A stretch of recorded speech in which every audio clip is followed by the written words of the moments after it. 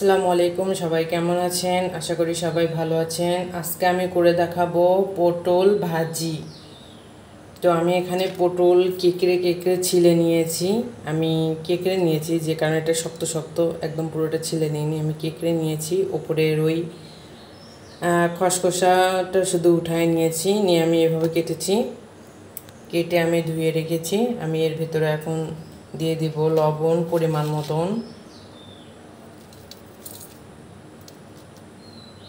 তারপর দিয়ে দিব হলুদের গুঁড়া সামান্য পরিমাণ মতন,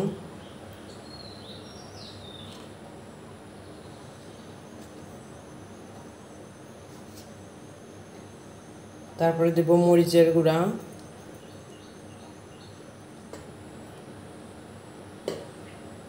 দিয়ে আমি এটাকে এখন এভাবে করে মেখে নেব।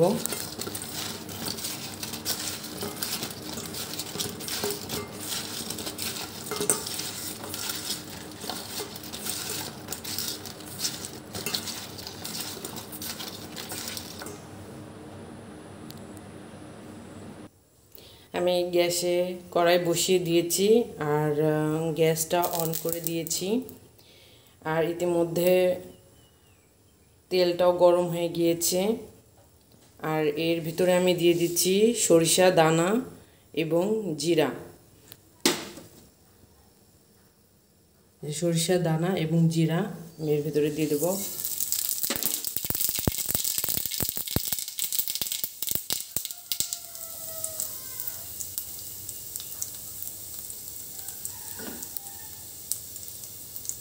এর মধ্যে আমি এগুলা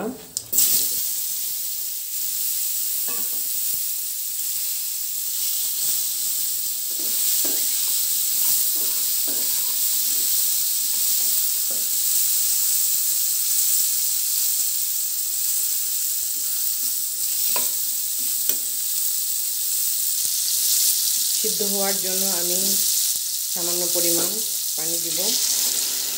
আমি এই বাটিটাই দিয়ে দিলাম।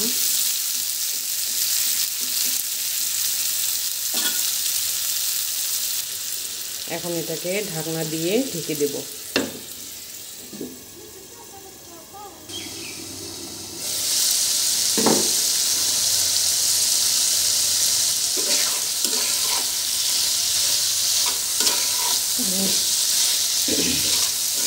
পানিগুলো শুকিয়ে গিয়েছে। এখন এগুলো আস্তে আস্তে উল্টো পাল্টা করে ভেজে নেব।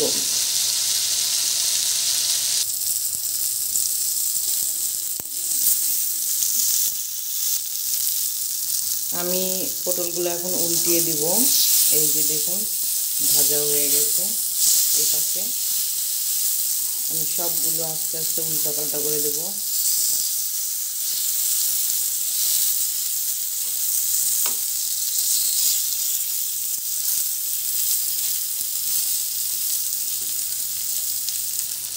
সবগুলো উল্টিয়ে দিয়েছি।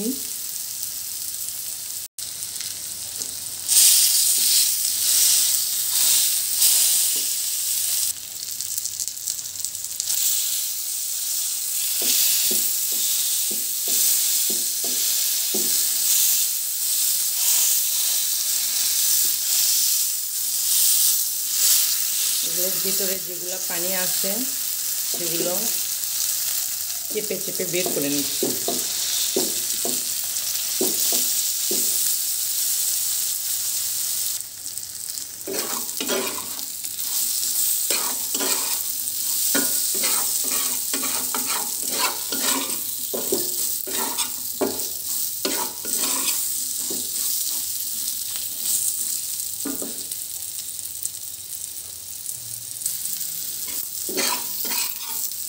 তো দেখতে পাচ্ছেন পটল ভাজাগুলো হয়ে গিয়েছে।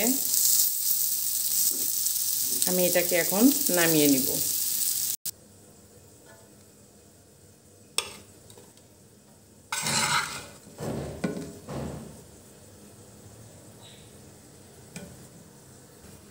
তো দেখুন, খুব সহজেই বানিয়ে ফেললাম পটল ভাজি।